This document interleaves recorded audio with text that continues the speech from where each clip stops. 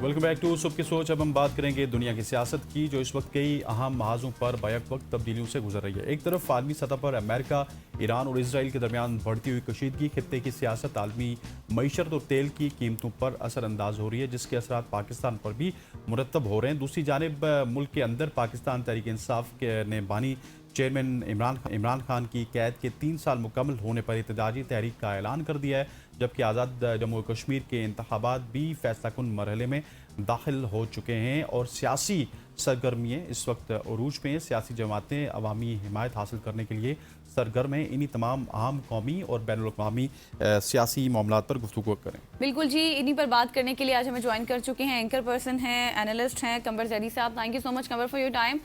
मुझे ये बताएं कि अमरीकी नायब सदर जेडी वेंस की अगर हम बात करें तो उन्होंने इसराइल के बाद अनासर पर ईरान के साथ मुमकिना मुआहदे को सबोताज करने की का इल्ज़ाम भी लगाया और फिर जेडी वेंस मुज़ाकरात और सिफारतकारी को ईरान के मसले का हल भी करार देते रहे हैं, माजी में भी और अब भी।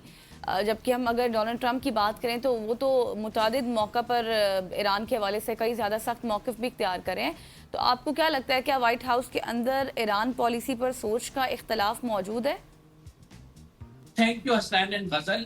इस सारे मुआहदे की अगर बात की जाए जो पाकिस्तान की काविशों से तय पाया था अमेरिका और ईरान के दरमियान, वो सबूताज होता नजर आ रहा है। और वो सबूताज किसकी वजह से हो रहा है? ये कोई ढका छुपा राज नहीं है, इसराइल की वजह से हो रहा है। हमेशा से इसराइल ने एक स्पॉइलर का रोल अदा किया और जब ये मुआहदा हुआ था तो इसराइली जो तनकीद करने वाले लोग थे वो ये कह रहे थे कि इस मुआहदे में ईरान की तमाम शिकें जो हैं उनको माना गया है। ये मुआहदा टिल्ट नजर आता है हमें ईरान की जानिब, और इसमें जो ईरान का मिसाइल प्रोग्राम है और न्यूक्लियर प्रोग्राम, उसको खत्म करने के लिए वो हदफ जो कि जिसकी वजह से जंग की शुरुआत हुई थी, उस हदफ को पूरा करने के लिए कोई रोड मैप नहीं है, कोई बात इसमें नहीं कही गई है। तो इसराइल को ये पहले से ही काबिल कबूल नहीं था। अब जब इसराइल को अपनी हार नजर आई, एक रीसेंट सर्वे के मुताबिक जिसमें इसराइल की तकरीबन 70% अवाम ने कहा कि इस मुआहदे से ये महसूस होता है कि वो ये जंग हार रहे हैं, तो इसराइल ने अमेरिकी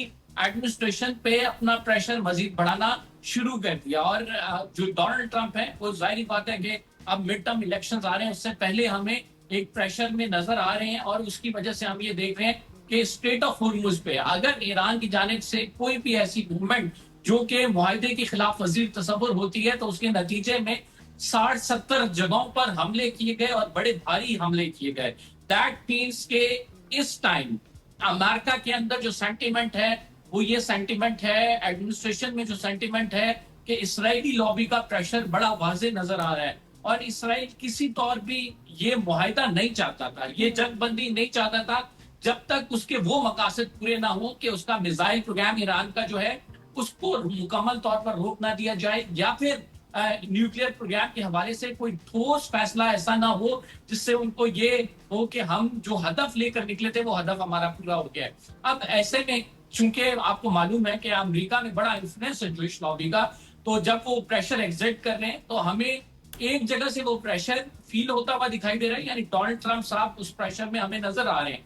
लेकिन दूसरी जगह जेडी वैंस उन्होंने बाकायदा खुलकर इजहार किया। हमें टॉप पे इस सारे मुआहदे में नजर आने वाली शख्सियत जेडी वैंस थे। आपको मालूम है कि मुज़ाकरात के लिए भी जेडी वैंस आए और फिर जेडी वैंस तसव्वुर होते हैं अमेरिका के अंदर कि वो जो है प्रेसिडेंसी के लिए इलेक्शन भी लड़ेंगे। तो जेडी वैंस जो है वो इसमें खुलम खुला तनकीद करते हुए नजर आ रहे हैं और जेडी वैंस ये कहते हैं कि इसराइल ये नहीं चाहता था, इसराइल की हुकूमत के अंदर बहुत सारे लोगों का उनसे राब्ता है जो कि ये नहीं चाहते डील, और ये जो डील है वो अमेरिकन मफाद में है। हो सकता है इसराइल के मफाद इससे पूरे ना हो रहे हो। तो उनकी राय बड़ी खुलकर है, बड़ी वाजे है और वो इस बात का इजहार कर रहे हैं कि इसराइल के लोग जो हैं वो स्पॉयलर्स का किरदार अदा करें। इससे काबिल इतना खुलकर इतने वाजे अल्फाज में ये बात नहीं सामने आई थी जो कि अब आ गई है। तो आप ये जरूर कह सकते हैं कि अमेरिकन जो टॉप एडमिनिस्ट्रेशन लेवल है जिसमें उनके नायब सदर हैं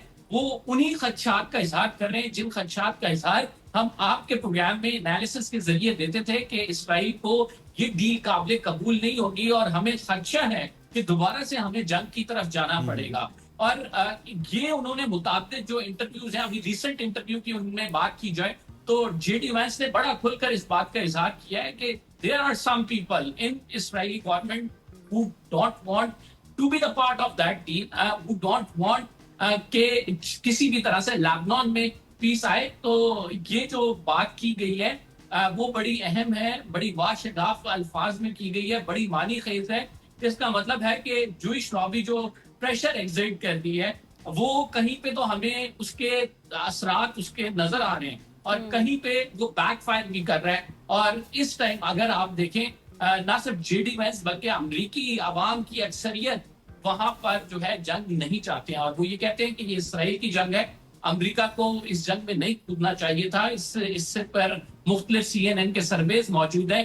तो मेरा ख्याल से जो एडमिनिस्ट्रेशन है उसमें ये रियलाइजेशन आती जा रही है कि इसराइल उनको किस तरफ धकेल रहा है। ठीक है साहब, आप हमारे साथ रहिएगा। कुछ और भी सवालात हैं जो कि हमने आपसे करने हैं, महंगाई को लेके, फिर पेट्रोल की प्राइसेस को लेके, लेकिन यहाँ पे एक न्यूज़ ब्रेक का वक्त हुआ चाहते हैं। न्यूज़ ब्रेक के बाद वापस आएंगे तो आपसे सवालात का सिलसिला कंटिन्यू रखेंगे। Stay with us.